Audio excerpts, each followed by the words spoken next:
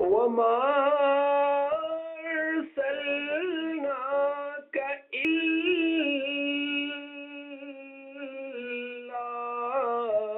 كَافَّةً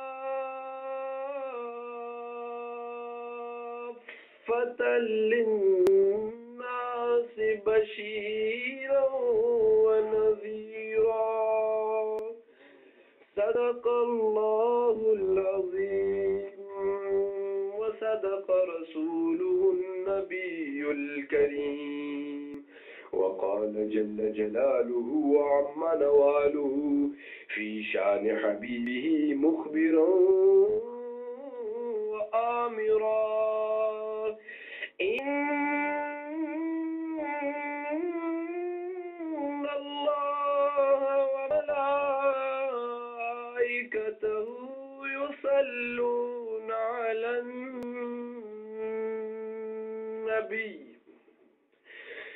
يا أيها الذين آمنوا صلوا عليه وسلموا تسليما.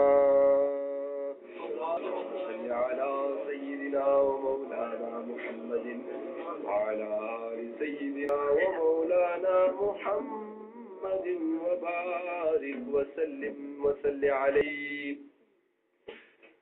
All praise be to Allah subhanahu wa ta'ala, who created this entire universe, and Allah subhanahu wa ta'ala is He who controls every single atom in this universe. Allah subhanahu wa ta'ala defined this entire universe by the word Alameen. Alameen is the plural of the word Alam. And Allah subhanahu wa ta'ala asserted Himself not only over an Alam, which is a particular world, but all those worlds which we know and all those worlds which we don't know. Allah subhanahu wa ta'ala asserted Himself by saying, I am Rabbul Alameen. Now, science and technology have developed so much that what the naked eye could not see, it now sees.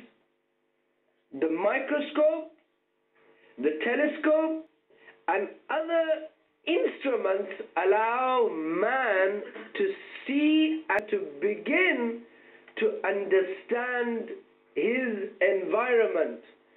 But despite all of this technological advancement, no man, no group of men, no scientist or government has ever claimed that they have fully understood.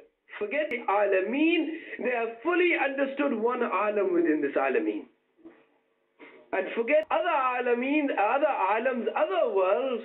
Nobody has made the claim that they have even understood this earth in full. The investigation continues. So we must accept that if we cannot understand an Alam within the Alameen, so we cannot understand the Alameen. True? And if we must accept that we cannot understand the Alameen, then we must also accept that we cannot understand Rabbul Alameen. If we cannot understand the Alameen, we cannot understand. And likewise, we must also accept that if we cannot understand Rabbul Alameen, we cannot also understand Rahmatul Lil Alameen. It is beyond our comprehension, beyond our understanding. If science cannot understand the Alameen, how can we understand the Rahmah? Only one attribute of our Master Muhammadur Rasulullah. But today, we live in an age of reason, an age of logic, where history has made us struggle to reach to a stage where everything we do is judged according to reason, intellect, and understanding. And anything that falls below this standard, we reject. And it was on this basis that post-Renaissance movements gained a lot of interest, because religion had turned into superstition. Superstition was the thrust of religious regimes in the world. People like Engels and Karl Marx talked about the opium of the masses.